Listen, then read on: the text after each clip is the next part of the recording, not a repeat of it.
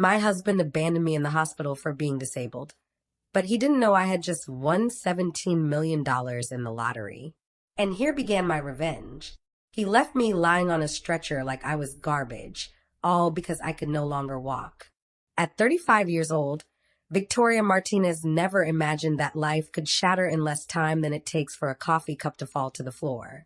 She had been 3 days without proper sleep, caring for her daughter Emma, a 9-year-old girl diagnosed with severe autism.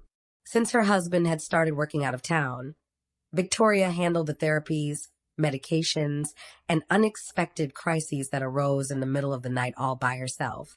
They lived in a modest apartment on the outskirts of Chicago, on the 5th floor of a building with a broken elevator. She was always tired, always smiling, because being a mother was the only thing that still made sense to her. That morning, after bathing Emma and leaving her with a trusted neighbor, she tried to get a box down from the top shelf of the kitchen cabinet. She only needed rice to prepare lunch, but her foot slipped. Her body fell hard onto the floor at an unnatural angle. The impact wasn't just physical. It was as if her inner world had also shattered. She screamed, though no one heard her, and when she managed to reach her phone with labored breathing, she knew something was very wrong. She couldn't feel her legs. The public hospital where she was admitted was overcrowded. The stretchers lined up in the hallways were a cruel reminder of what many call free healthcare. While a nurse took her vital signs without making eye contact, Victoria held her cell phone with trembling hands. She called Marcus. He didn't answer. She called again. Nothing. She sent a text. I'm at the hospital. I fell. I can't feel my legs. 2 hours later, he arrived without flowers, without hurry, with a furrowed brow. What did you do now? He said as he entered the cubicle. Victoria tried to smile. I fell. I was reaching for something in the kitchen. I couldn't move. They brought me in an ambulance. Marcus looked at her as if he were talking to a stranger, as if he no longer recognized her. She noticed, but said nothing. She thought he was scared, confused. She couldn't imagine that this would be the beginning of his emotional exit from her story. Days passed. The diagnosis was brutal. A spinal fracture had caused a complicated injury. The doctor, a man who spoke in technical terms without emotional filter, was direct. Let's be clear. Mobility is compromised. We'll do what we can, but you should prepare for a very slow recovery and possibly no results. What's important now is therapy, physical and emotional. Victoria remained silent. Marcus didn't even ask what kind of therapy she needed. From that moment on, he began to change. He no longer stayed overnight in the hospital chair. He said he had work, things to do. He came in the mornings, responded with monosyllables, checked his phone more than her face. On day 4, Emma came to visit. The child, not fully understanding the severity of what was happening, brought her a drawing, her mother standing with a superhero cape, hugging her. Victoria cried, so much that afternoon she needed sedatives. Marcus, meanwhile, stared out the window. He seemed unable to bear the atmosphere. The next morning, he didn't show up, not in the afternoon, not the next day. He didn't call, didn't answer, didn't even respond to text messages. Victoria thought the worst, an accident, an emergency. But what happened was worse than any accident. On day 8, a nurse brought over her cell phone. A message came for you, Mrs. Victoria. Do you want me to read it? Victoria nodded. She couldn't hold the phone. Her hands, numb by medication, barely responded. The nurse opened the voice message. It's from Marcus, she said. She pressed play. The voice sounded clear, cold, without pauses. Vic, I can't do this anymore. I tried. I'm not made for this kind of life. I can't take care of someone in these conditions. I'm sorry, but I can't live like this. I'm leaving. There were no screams, no insults, no explanations. Just that, and the sepulchral silence of the room. Victoria was paralyzed, not just in body, but in soul. She didn't cry, didn't speak, just turned her face to the wall and closed her eyes. There was no possible comfort. She had been discarded like broken furniture. The nurses talked among themselves. Some criticized her for trusting a man like Marcus so much. Others pitied her. One said she had seen him leaving the hospital 2 days ago holding hands with another woman. She doesn't deserve the truth, murmured one of the younger ones while adjusting her sheet. The news spread among the staff. It wasn't the first time they'd seen such a story, and that was the worst part. It was no longer surprising. 3 more days passed. Victoria didn't eat, didn't want to talk to anyone. Emma hadn't returned to visit because no one would bring her. The neighbors sent photos to reassure her, but everything was too much. She was completely alone in a cold bed, listening as the woman in the next room screamed in pain every time they changed her bandages. That night, Victoria thought dark thoughts. She looked out the window, not wanting to jump, but wanting to disappear, because loneliness hurts more than any diagnosis. It was then that a new nurse named Sarah sat beside her. "Can I keep you company for a while?" Victoria didn't respond. Sarah didn't leave. "I know all this seems like a sentence, but believe me, I've seen people get up after worse things. You're not broken, you just need time. And faith." She looked into her eyes with unfamiliar warmth, as if she could see beyond the bandages, beyond the immobile body of the abandoned woman. "Do you have something valuable in your purse?" she asked softly. "What?" "When they brought you in, I was in the ER. I saw you had a paper folded very carefully, as if it were important." Victoria thought. She didn't remember well what she had there. Sarah carefully opened the purse that was on the chair beside the bed. She searched among crumpled papers, tissues, and a candy wrapper. Then she pulled out a small rectangular paper folded in quarters. "Is this yours?" she asked. Victoria looked at it and immediately recognized it. "Yes, it's a lottery ticket. I bought it out of habit weeks ago." "Can I read the numbers?" "Yes, of course." Sarah took out her phone, opened an official page, and began reading quietly. 7, 23, 41, 64, 30, 16. The nurse fell silent. Victoria looked at her curiously. "Is something wrong?" Sarah took a few seconds to respond. "You might want a lawyer to review this and keep it safe. This paper could change your life, Mrs. Martinez." Victoria observed her without fully understanding. Her brain, clouded by days of pain, barely processed. "How much?" "I can't tell you that yet, but what you have in your hands is not a small thing." Victoria squeezed her eyes shut. At that moment, she didn't know whether to cry, scream, or laugh. The nurse put a hand on her shoulder and said quietly, "There are things we can't change, but there are also miracles that arrive when we need them most. This could be one." And there, while the heart monitor marked her beats, while the rain hit the dirty hospital window, while the hallways remained full of people forgotten by the system, Victoria's destiny began to turn without her knowing it, because something was about to change. And it wasn't just the money, it was the power to get back up, even without being able to walk. The awakening. Victoria opened her eyes that morning with a dry throat and a slight ringing in her ears. The hospital had a constant smell of bleach mixed with old sweat, the kind of smell you stop noticing after a few days, but for newcomers was the first blow to dignity. The fluorescent light from the hallway seeped through the half-open door, and the murmur of a nurse arguing with someone on the other side of the corridor reached her like a distant echo. The city continued functioning out there as if nothing had happened, as if the world hadn't broken in her spine and in her soul. Nurse Sarah wasn't on duty. Instead, a young man about 30 years old entered with a folder in hand and a kind look. Tall, thin, with fair skin and deep eyes. He wore a badge hanging from his neck. David Rodriguez, clinical nurse. Seeing her awake, he smiled. "Good morning, Mrs. Victoria. I'm part of the new shift. I've been assigned to your case." Victoria observed him without much enthusiasm. She had learned not to get her hopes up with smiles. They gave them out of protocol, out of courtesy, but always ended up forgetting her name before finishing their coffee. David approached and adjusted the back of the bed without asking permission, but with gentle hands. He said nothing more for a moment. He checked her pressure. Signs, 4. He took notes on his sheet, and only after a few minutes spoke again. "How do you feel today?" Victoria looked at him with a raspy voice and no energy. "Empty." David nodded with understanding, as if those words weren't foreign to him. Empty isn't the same as defeated. There are people who feel empty even while walking. But you're still here. That already says something.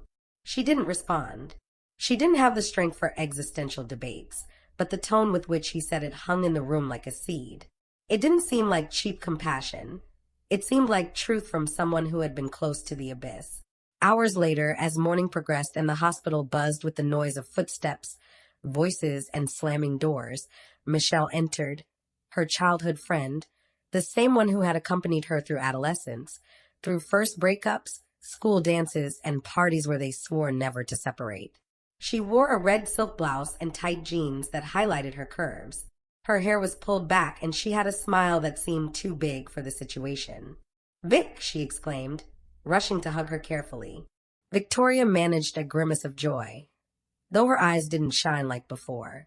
It still hurt to remember that Marcus hadn't returned. It still hurt to know that her friend hadn't been there during the darkest days. "I thought you wouldn't come," she whispered. "Don't say that. I've been incredibly busy, but here I am. I brought you natural juice, the kind you like." Michelle left a bottle on the side table and sat at the foot of the bed. She began talking about unimportant things, the weather, traffic, a new bakery near the neighborhood. She carefully avoided mentioning Marcus, as if the name were forbidden, as if he no longer existed. "You look better," she said after a while. "I'm glad you're in good hands." "What's the name of that handsome nurse I saw leaving?" she asked. "David," Victoria responded. "He's calm. At least he doesn't treat me like I'm already dead." Michelle let out a forced laugh, then lowered her voice. "And about Marcus, have you heard anything?"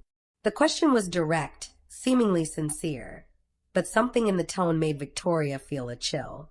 She didn't know if it was intuition or paranoia, but something didn't fit. She decided not to show emotion. "Nothing. I suppose he already has someone else." Michelle adjusted her hair behind her ear. "Men are sometimes cowards, Vic. They get scared when life gets real. But you're strong." Victoria observed her in silence. In another time, she would have believed every word. Now she only felt a knot in her stomach.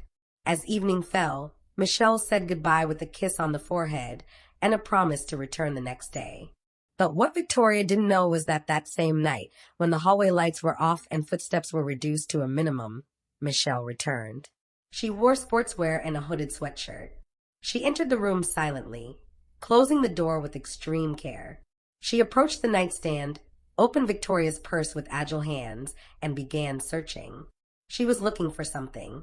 She found the ticket, observed it under the dim light of her cell phone, took photos, then put everything back exactly as it was, and left. A nurse saw her in the hallway, but said nothing. She thought it was another nighttime visitor. Victoria slept deeply, oblivious to what was happening. In her mind, Emma's image was the only thing that still sustained her. The next day, David returned. He brought a passive exercise chart. "Today we'll start something new," he said with a motivating tone. "Exercises?" she asked incredulously. "Yes.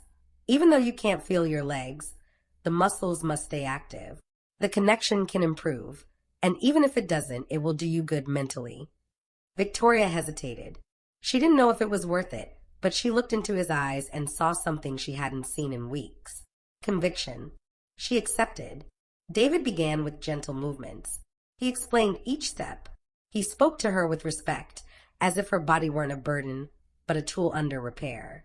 "Have you always worked in hospitals?" she asked. "Since I was 20 as an orderly. My mother died here, in this same hospital. That's when I decided I wanted to help, even if it was just a little."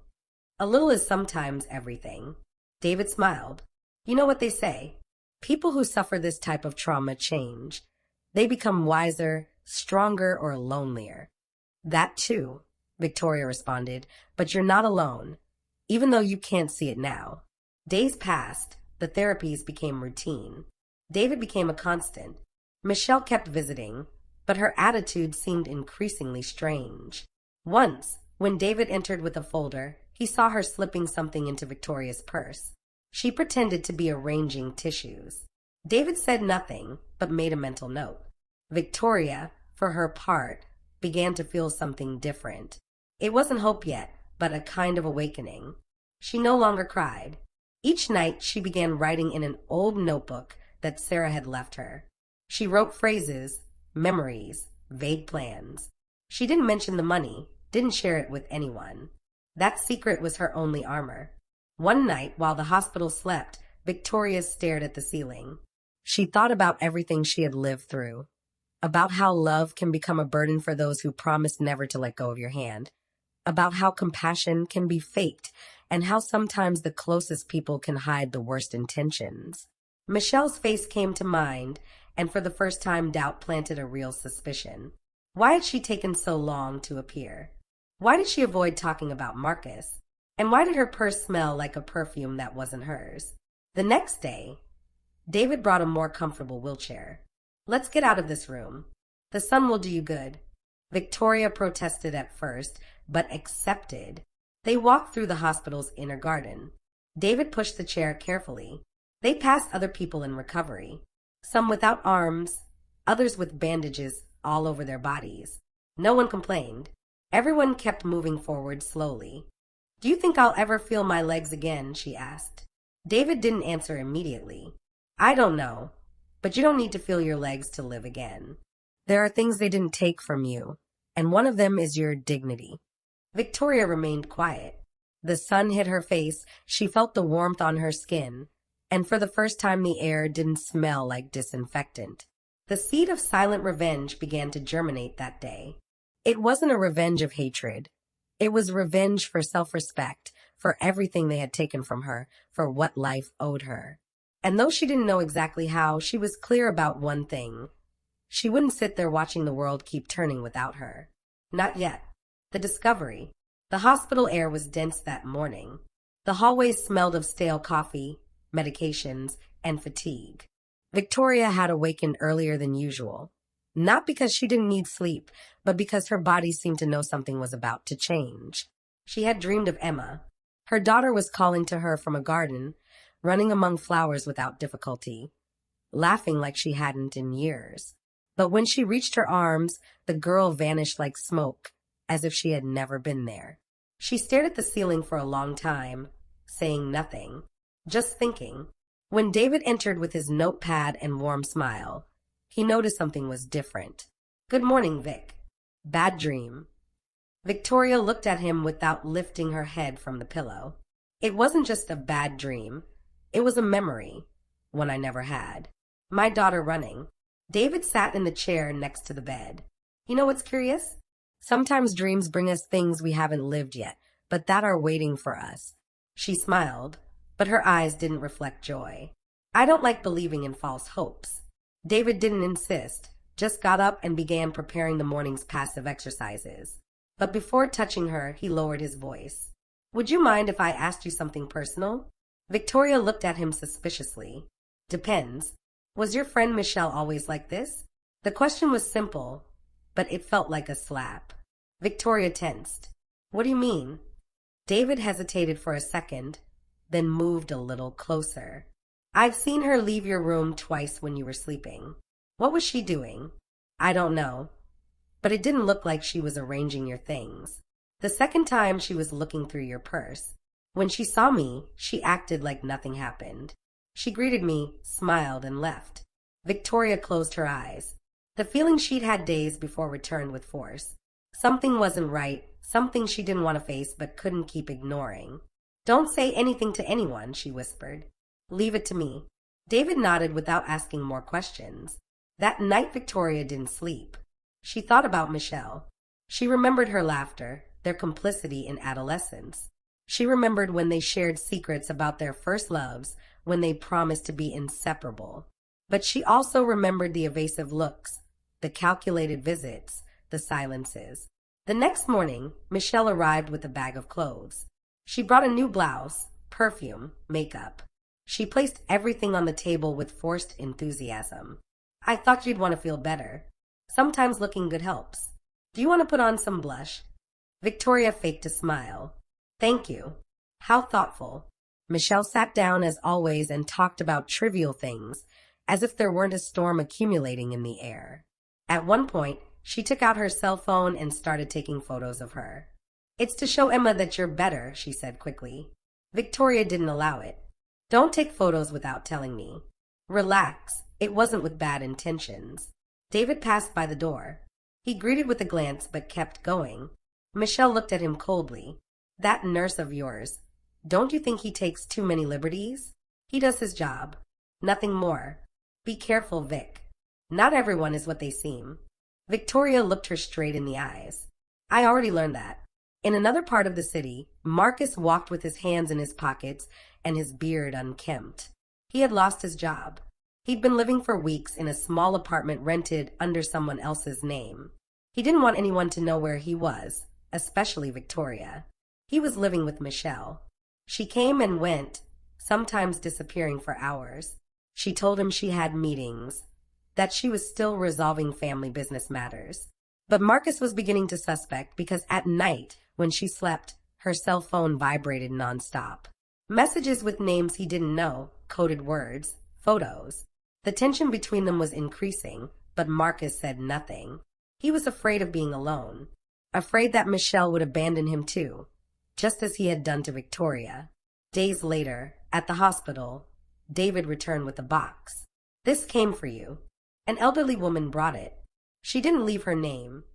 Victoria opened the box carefully. Inside was a letter written in blue ink. It was from Sarah, the nurse who had helped her at the beginning. She had been transferred to another facility. In the letter, she left a contact, a trustworthy lawyer who didn't ask questions, who knew how to handle discreet matters. The moment had arrived. That same week, Victoria asked David to help her make a video call. I want to talk to someone privately. Can you help me? David nodded, connected the mobile to the hospital's Wi-Fi, and closed the door. For almost an hour, Victoria spoke with the lawyer. She explained what she needed. He didn't ask many questions, just requested a photo of the ticket, her signature, and some documents she had ready. As soon as I validate the information, said the lawyer, I'll collect it for you. No one will know anything. You decide when and how to use it. When she hung up, Victoria felt different. It wasn't the joy of money. It was the certainty that she was no longer trapped, that she had something in her hands that no one could take away.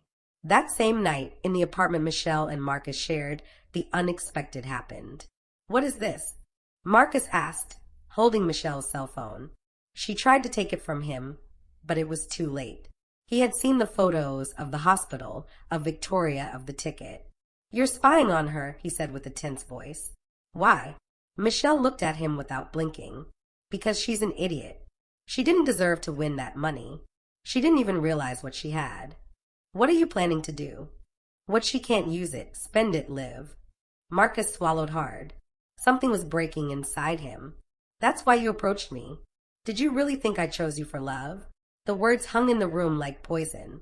Marcus said nothing more. He took his jacket and left. He didn't know where to go. He only knew he was in a place where he didn't belong. Victoria, meanwhile, began organizing her thoughts. She knew she had to move carefully, that she couldn't trust even the closest ones, not even those who pretended to want to help. One morning she asked for a new notebook and began writing, making lists. People she trusted, people she no longer did. Plans, ideas, possible exits. David noticed the change, a new shine in her eyes. Are you plotting something? He said while helping her stretch. I'm surviving. Can I help you? Victoria looked at him. Not yet, but I'll be grateful to you for life. David didn't insist, just smiled.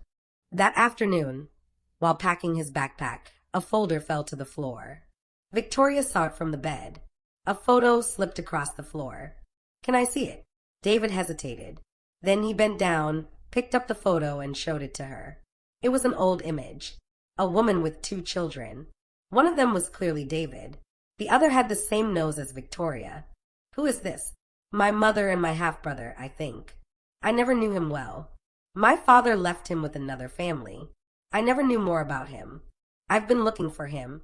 Victoria felt a strange emptiness in her chest. She said nothing, but that face wasn't unfamiliar to her. David put away the photo and left without further comment. That night Michelle returned to the hospital. She arrived with sweets and a smile. Victoria no longer returned the gesture. She let her talk about banal topics as always, but now every word that came out of her mouth was a note in the score of a carefully constructed lie. Michelle approached and touched her hand. You know what I thought? When you get out of here, you could stay with me. It would be nice to live together again. Victoria looked at her for a long time, smiled calmly. Maybe. But first I have things to resolve. Michelle feigned surprise. What things? Pending accounts. People who think I can't see them. Michelle pulled her hand away. She stood up. You look tired. You should rest. Victoria closed her eyes, but her voice was clear. I will when everything is in its place. And when Michelle left the room, for the first time she knew the mask had broken. Victoria didn't yet know how she was going to unmask them, but she was no longer the broken woman from before. Now she had reasons and she had power. The transformation. The transfer was as silent as it was calculated. Victoria left the public hospital without telling anyone, except for the lawyer who managed her new medical identity and the reservation at the private rehabilitation center. David was the only one who said goodbye. He didn't know where she was going either, only that it was for her own good. Take care, he told her as he hugged her before the discreet ambulance took her away. And don't forget who you are. Victoria looked at him with firm eyes, though inside she was trembling. I won't forget. That's precisely why I'm leaving. The new place had nothing to do with the hospital of cracked hallways and flickering lights. Here the air smelled of eucalyptus and the silence wasn't tense, but healing. Every corner of the complex was designed for body and mind. Gardens with fountains, individual rooms overlooking an artificial lake. Doctors who called you by name without first looking at a plastic bracelet. There, Victoria began her next phase, rebuilding herself. During the first few weeks, she barely left her room. The therapies were tough, but now she had something she hadn't had in months: privacy.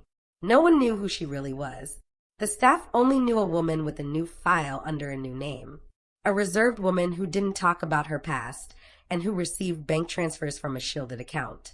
Her lawyer took care of everything. He even hired a consultant to design a false business identity. Soon, Victoria Martinez ceased to exist on paper. Now she went by Stella Gray, owner of a private investment firm. And it was time for the next step. Meanwhile, in a poorly lit office downtown, Marcus looked at the numbers on the screen with desperation. Everything was going wrong. The investments he had made with what little savings remained weren't paying off. The contract he expected to sign was canceled without explanation. Creditors called him day and night. One of them had left him a disturbing message at the door, a note that said, "You don't play with our time," with a bullet on the doormat. He felt cornered. Michelle was no longer supportive. Since they had argued about Victoria's photos, the relationship had become unstable. They slept in separate rooms and barely exchanged words. Each one followed their own plan, their own hidden agenda. It was then that Marcus received the message, an email with the subject, "Immediate Investment Opportunity." The sender was a company called Gray Capital Group. Inside, a clean, professional presentation offered a lifeline. A capital injection for entrepreneurs in risky situations, no need to explain past failures, promising absolute confidentiality. Marcus's heart pounded hard. It was exactly what he needed. The perfect solution. Or so he thought. He accepted the appointment without thinking. Upon arriving at the office building, he was received by a young woman in sober uniform. "Mr. Marcus Thompson, come in. Miss Gray is waiting for you." He entered a room decorated with modern paintings, a glass table, white curtains, absolute silence. The woman waiting behind the desk wore a light suit with her hair pulled back and dark glasses. Her voice was soft, measured. "Thank you for coming, Mr. Thompson. I've reviewed your file. I know you've been through difficulties, but I believe in second chances." Marcus didn't recognize her. The voice seemed familiar, but he couldn't place it. Victoria's physical transformation was impressive. Weight loss, a firmer tone, controlled gestures. Plus, she wore dark glasses and an orthopedic prosthesis that hid the stiffness of her movements. Every gesture was calculated. "I'm ready to start over," he said nervously. "Perfect. That's what we look for in our partners. People willing to rebuild themselves from truth." Marcus agreed without knowing that the trap was already closing. They signed a collaboration agreement. She didn't reveal her intentions, she just wanted to keep him close, see how far he was capable of sinking for money, and collect evidence along the way. At the rehabilitation center, sessions intensified. Victoria could now stand for minutes, supported by bars. Her muscles responded, her mind too. But what grew most within her was the silence of determination. She knew Michelle wouldn't stay quiet, and it didn't take long to confirm it. David reappeared in her life, this time looking for her. "It was hard to find you," he told her as they sat in a cafe near the center. "But I needed to talk to you." Victoria listened without interrupting. David pulled out a folder with photos, documents, reports. "I kept investigating because things didn't add up for me. What I'm going to tell you isn't easy to hear." She took a deep breath. "Tell me." "Your accident wasn't an accident." The world stopped for seconds. Victoria didn't blink. "What are you saying?" "I saw the building's security cameras. They don't show the complete fall, but there's a shadow, a struggle. You weren't alone. And that day Michelle was with you." Then she deleted the records from the automatic doorman. It wasn't the first time she had entered unannounced, and it wasn't the last. Victoria clenched her fists. "Did you know all this time?" "I suspected it, but I had no proof. Until now." David slid a USB drive across the table. "And there's more.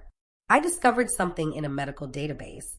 Michelle appears as manager of a pharmaceutical distribution program, but there are crossed reports. Medications assigned to your daughter without your authorization. Medications that were later reported as used, but never reached your hands." Victoria remained silent. Every word was another shot to what she once believed was her life. And Marcus was aware of it. I don't know how much he knew, but there are transfers from accounts in Michelle's name to an additional card. In his name. Victoria felt vertigo, but didn't let anger take her completely. "Thank you, David. This changes everything. What are you going to do?" "Finish what I started, but my way." David left without asking more questions. He knew she was no longer the same woman he had cared for in a hospital room. Now she was someone stronger, more determined, and dangerous if betrayed again. In the following weeks, Victoria executed her plan. From her false identity, she began dismantling Michelle's financial connections. Anonymous reports, forced audits, contract cancellations, all from the shadows. She made Marcus believe he had to travel to formalize the contract with a European investor. She gave him a corporate card to cover his expenses. But every movement was monitored, every expense was evidence. And while that was happening, she recorded a message for Emma, one she wouldn't send yet, but that her daughter would hear someday. "My love, Mommy didn't leave you. Mommy fought in silence to make the world a little less cruel. And though I wasn't with you physically, every step I took was for you." In Michelle's apartment, things were getting out of control. The accounts didn't add up. Her suppliers cut relations, partners distanced themselves, and a letter arrived by mail without a sender, just one phrase, "I'm watching you." Michelle couldn't sleep. Marcus, nervous, began questioning her. "What's happening? You said you had everything under control." "I didn't until you started moving on your own." "What if she's alive? What if she knows everything?" Michelle looked at him with fury. "She's not alive. And if she is, she can't do anything. She was in a broken wheelchair." Marcus didn't respond because deep down he had a doubt, a suspicion that grew in him like a worm. At the rehabilitation center, Victoria received partial discharge. She could now walk with a cane for short distances. The doctor handed her report with a discreet smile. "You have something very few people have. A reason." Victoria nodded, took her documents, and walked without looking back. She was no longer Victoria Martinez. Now she was Stella Gray, and she had matters to resolve. Debts that weren't going to remain unanswered. Because she hadn't fallen, they had pushed her. And now she was going to return every blow with precision, with elegance, and with justice. The reckoning. The black car's wheels stopped in front of a building Victoria knew very well. That facade worn by time, with peeling paint and broken windows in the upper part, was the same public hospital where it all began. She hadn't set foot in it since her silent departure months ago. What once was her prison was now the scene of her investigation. The woman who got out of the car wasn't the same one who had entered in an ambulance, broken and wrapped in desperation. This time she did it by her own will, with firm steps, cane in hand, and head held high. Stella Gray, the millionaire businesswoman, was ready to discover the truth that had been hidden from her for years, and to expose it. She entered the hospital as just another visitor, with dark glasses and a folder in hand. She carried a hidden camera among the buttons of her blouse and a microphone in her purse. Her plan was clear. Go directly to the clinical archive, request her daughter Emma's medical documents, and start from there. The receptionist looked at her without much interest. Who are you here to visit? No one. I'm here on legal matters. My daughter was a patient here for years. I need her complete file. The woman sighed. Do you have a court order? I don't need one. I'm her mother, and by law I have the right to that information. She showed a document with a false seal and verified signature. The receptionist hesitated, but finally gave in. 10 minutes later, Victoria held a thick folder with all the reports, prescriptions, analyses, and clinical observations of Emma from age 3 to 8. What she found inside made her stomach turn. 12 different psychiatric medications, high doses, expensive brand names, brands she didn't even know. Some treatments were never authorized by her. Others had forged signatures. One report in particular stood out, signed by a Dr. Norris indicating that Emma was incapable of living in society without daily medication and recommending sedation during episodes of agitation. Victoria knew that Emma wasn't a child with a severe condition. She had always suspected it. Her daughter didn't have extreme behaviors, she was just sensitive to noise, a bit withdrawn, but completely aware. She never believed she needed so many medications, but she had no one to turn to. The doctors presented it as necessary, and she trusted them. Until today. On the last page of the file, she found something even more disturbing. A control sheet with codes, dates, quantities, and a column where medication delivery had to be signed. A column with the same signature over and over again. It wasn't hers, it was Michelle's. That discovery left her paralyzed. Michelle had been registered as a medical guardian on multiple occasions. She, the friend, the woman who claimed to have been there to help her, was the one who had authorized the medications, signed the orders, and supervised the treatments. All without her knowledge. Victoria took photos of each page, one by one, in silence.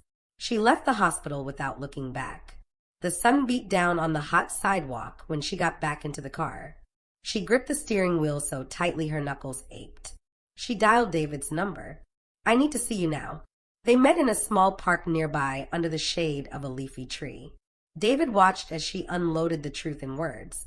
The story was so raw that at times it seemed incredible, but the evidence was there on her phone, in the papers that now trembled between her fingers.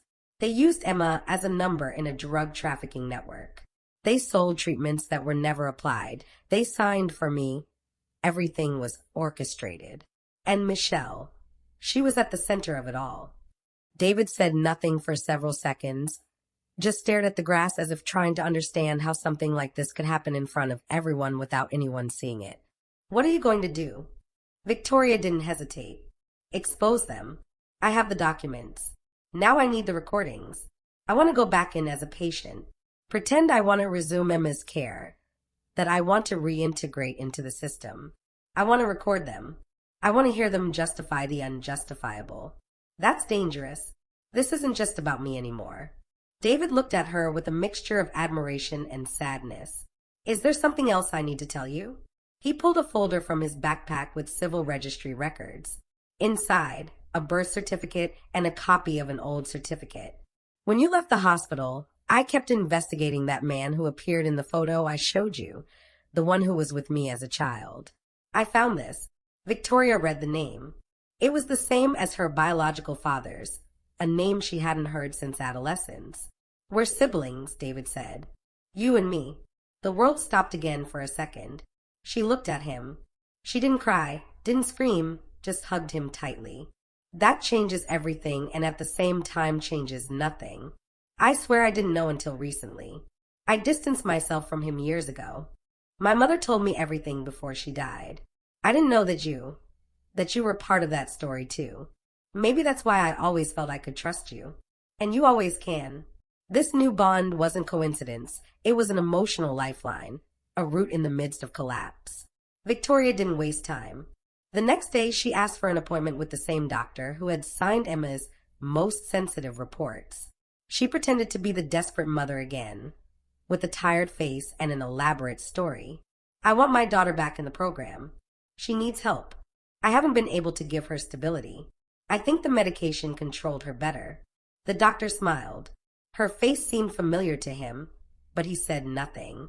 Of course, ma'am, we can reintegrate her. We'll have to renew the medical report, but it's a simple process. How old is she now? 10 years old. Perfect. There are new formulas that are more effective, more modern.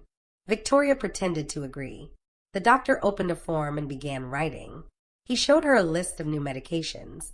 These have better neurological absorption. They'll help with the isolation episodes. They're expensive, but we have direct access. We can manage delivery through the state program. You just need to sign here. Victoria picked up the pen but didn't sign. I can receive all this without paying anything. Yes, thanks to the healthcare system. We just need someone authorized to handle the delivery. We can register a family member if you wish. Michelle Ramirez is still in the program. The doctor looked up for the first time. You know her. She was my legal guardian for a time. Yes, she still collaborates. She's part of the delivery committee in some cases. Very committed, always willing. Victoria didn't respond, just recorded. Every word, every phrase was stored. When she left the hospital with the appointment scheduled for the following week, she felt disgusted. The corruption wasn't just institutional, it was personal. Those doctors didn't just sell medications, they sold diagnoses, turned normal children into lifelong clients in exchange for money, favors, silence. That night, while editing the audio recordings with David's help, she received an unexpected call. An altered male voice. Stella, I need to talk to you. It was Marcus. He didn't know she was Victoria. He thought he was talking to his business partner, a woman who could save him from his problems. The desperation in his voice was evident. What's wrong? My daughter is missing. Victoria felt a blow to her chest. What? Michelle said she had a plan, something to get money, but I didn't think she'd really do it. She took her. I don't know where they are. I'm losing my mind. Victoria froze. Her breathing stopped. The fear she had contained for months returned with full force. Tell me exactly what you know. Michelle said that you were rich, that if we used the girl you would pay, that you didn't know who she was. I thought it was just an idea, but now she won't answer. She told me you'd understand, that you'd agreed to negotiate. Victoria's heart pounded hard. Where did you last see her? At the apartment. 2 hours ago, she said she was going to get Emma, that we needed to make the final move. Victoria hung up without responding. The world was spinning too fast, but she wasn't going to fall. She called David. Michelle has Emma. I knew it. I knew it from the beginning. It was a matter of time. Where are they? I don't know, but I'm going to find her. Because now it wasn't just justice, it was survival. And a mother doesn't stop when her child is in danger, even if she has to move heaven and earth, even if she has to reveal everything, even if she has to burn it all down. Now the battle was personal, and the truth was about to explode. The final confrontation. Night fell over the city like a thick blanket. The breeze was warm, but inside Victoria everything was ice and fire. Emma was in the hands of an unscrupulous woman. There was no time left for more doubts or half measures. Michelle had removed her mask, and Marcus had crossed the final line. Victoria sat in the back seat of the vehicle David was driving. She carried no bodyguards. She didn't need them. She had learned to move like a shadow. In her purse, she kept a microphone, a cell phone with GPS tracker, and a folder with evidence gathered over months, recordings, documents, photographs, forged signatures, diverted medication deliveries, false diagnoses, everything. Are you sure you want to do this alone? David asked, his voice tense. Yes, she replied without hesitation. She has to see me. She has to know who she tried to bury. The place chosen for the exchange was an abandoned house on the outskirts, a large lot surrounded by weeds, broken roofs, and boarded windows. Marcus thought he was in control. He believed his partner, the elegant woman who had rescued him from bankruptcy, would come to negotiate for the child. He never imagined who would really arrive. The truck stopped in front of the rusted gate. Victoria got out. She used the wheelchair only as a tool. It wasn't necessary for moving around completely anymore, but it served her purpose. It was part of her message. She wanted them to see her like this, just as they had abandoned her. Marcus appeared from the shadows. He wore a cap, hoodie, and an anxious expression. Emma, a few meters behind him, sat in a garden chair with her eyes blindfolded and hands tied. Michelle wasn't there. "Did you come alone?" he asked, advancing. Victoria didn't respond. She kept moving forward until she was just a few meters away. "Did you bring the money?" he insisted, looking around. It was then that Victoria spoke. "I didn't bring money. I brought something more valuable. The truth." Marcus frowned. "What are you saying?" She removed her glasses, then spoke with a calm that was devastating. "Look at me closely, Marcus." He took a step back. His face transformed. The impact was immediate. He recognized that voice, recognized those eyes. "No, it can't be." Victoria raised her chin. "Yes, it's me. The woman you left in a hospital bed. The one you abandoned with a sick child. The one you thought you'd never see standing again." Marcus stumbled backward. He dropped his phone. He tried to speak, but only a whisper came out. I didn't know. They told me you were dead. Useless, worthless. Michelle, she told me. Michelle, your lover, my best friend. How much did they pay you to disappear?" "It wasn't like that. I didn't want this. It was her idea. I just followed her." "You just followed her. You just kidnapped your daughter thinking you could blackmail me." Emma began moving uncomfortably. Victoria made a signal. In seconds, two men dressed in civilian clothes emerged from among the trees. They were undercover agents. David had contacted them hours before. There was enough evidence to intervene. "You're surrounded, Marcus. There are cameras. There are microphones. Every word you've said has been recorded." He fell to his knees. He covered his face with his hands. "I'm sorry. I beg you. I didn't know what to do. I'm desperate." Victoria approached, now without the wheelchair. She walked. Each step was a declaration.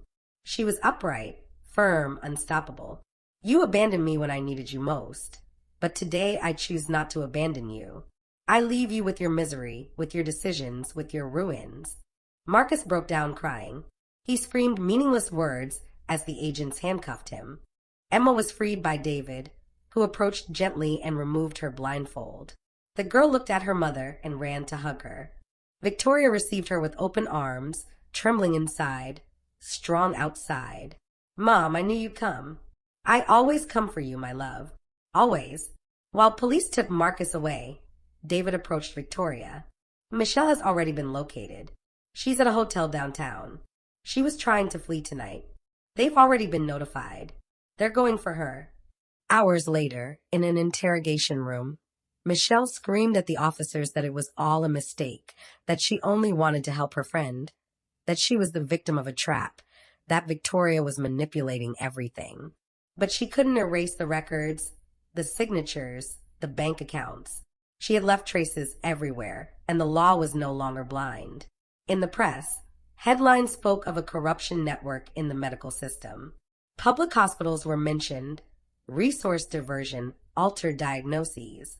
Patient names weren't revealed for security reasons, but the story of a mother who fought in silence began circulating in whispers. Some already spoke of her as an anonymous heroine. Victoria didn't seek fame, only justice. Emma was admitted to a specialized clinic to evaluate her true condition.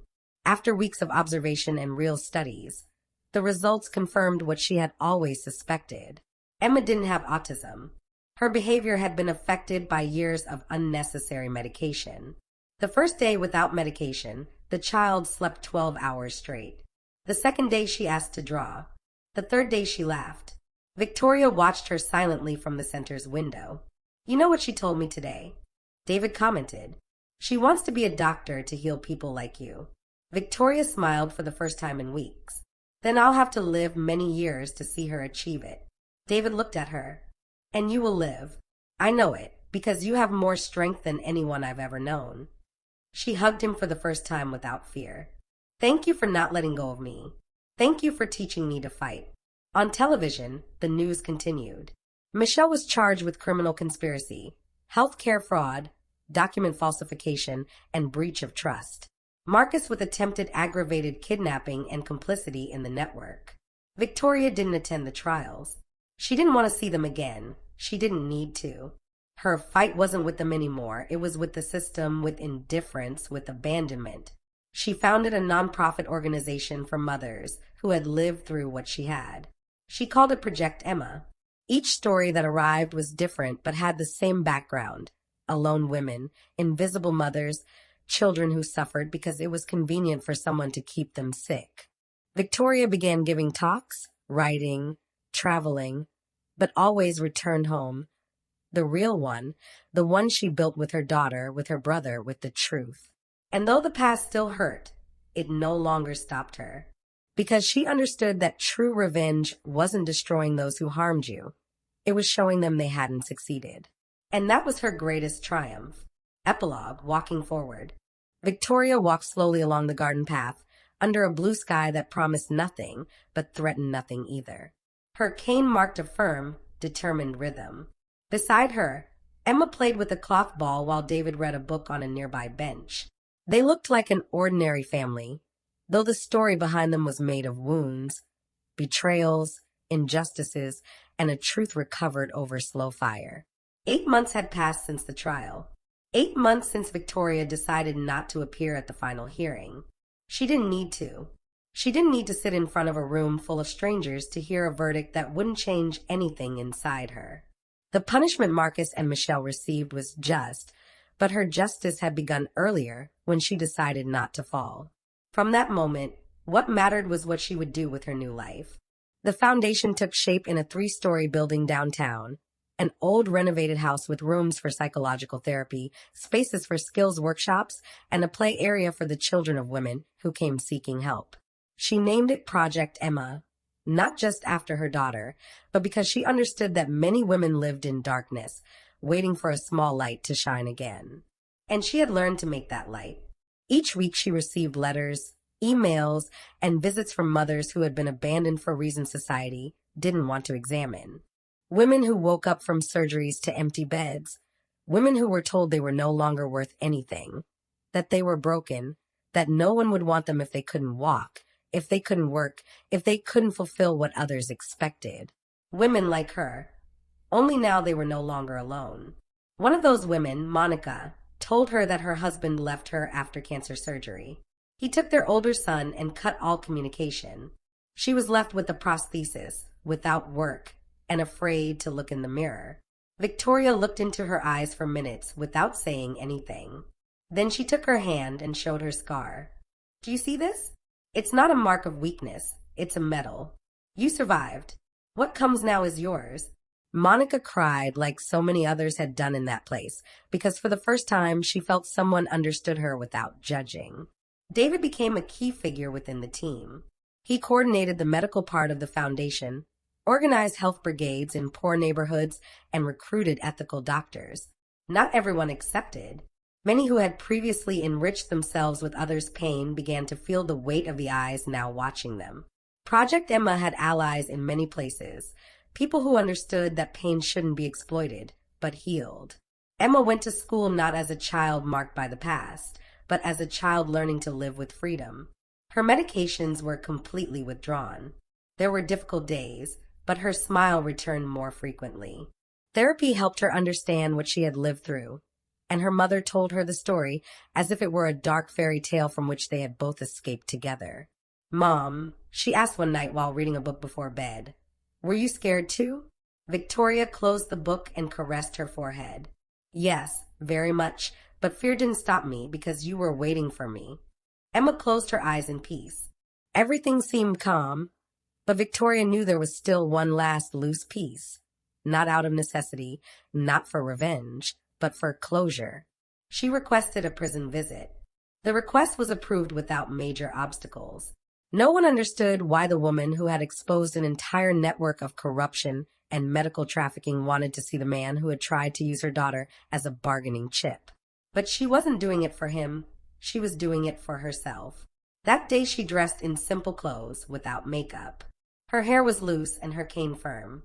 When she walked through the prison corridors, she smelled the humid odor of confinement.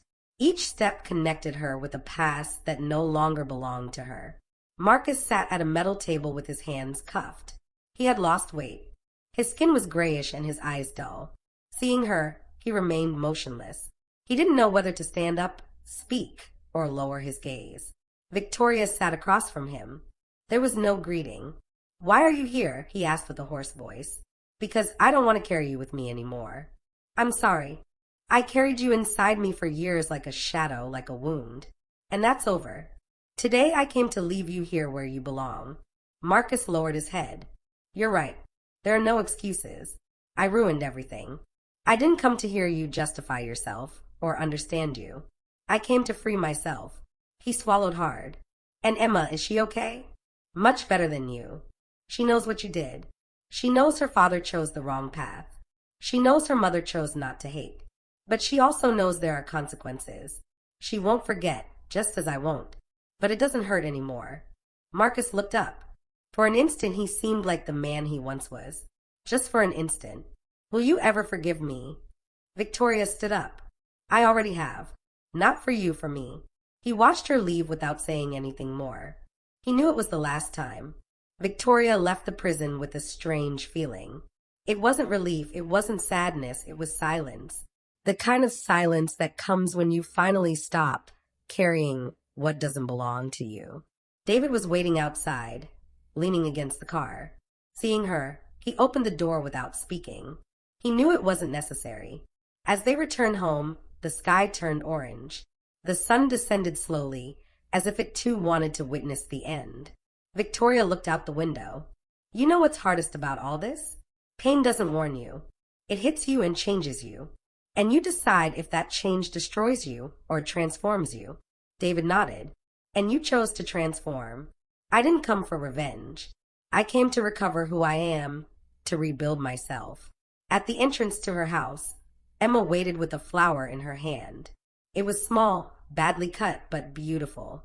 "It's for you, Mom, because you're strong like a tree." Victoria bent down with effort, took the flower, and hugged her daughter. "And you're my root." The image of both embracing as the sun disappeared behind them became a symbol of resistance, of dignity, of love that doesn't break. Because disability isn't always in the body. Sometimes it's in hearts incapable of loving, in minds incapable of accepting, and in eyes that can't see beyond others' suffering. And Victoria, against all odds, learned to see and decided to live. And she did it standing, with a cane, with scars, but standing always. What did you think of this story? There are many people who, like Victoria Martinez, are fighting silent battles every day. Our hope is that her voice has also resonated within you. If this story touched your heart, share it. Let more people feel accompanied. Be part of the change. Tell us in the comments what you would have done in her place, what city you're watching from. Reading from you makes us feel closer to you. And if you haven't already, like, subscribe, and ring the bell. Every gesture of yours is a sign that these stories should continue to be told. Don't leave yet. Our next moving story is already appearing on your screen. Click on any of them and keep exploring this universe of real, moving, and necessary stories. Thank you for being here. Thank you for feeling with us. We send you a huge hug wherever you are. See you in the next one.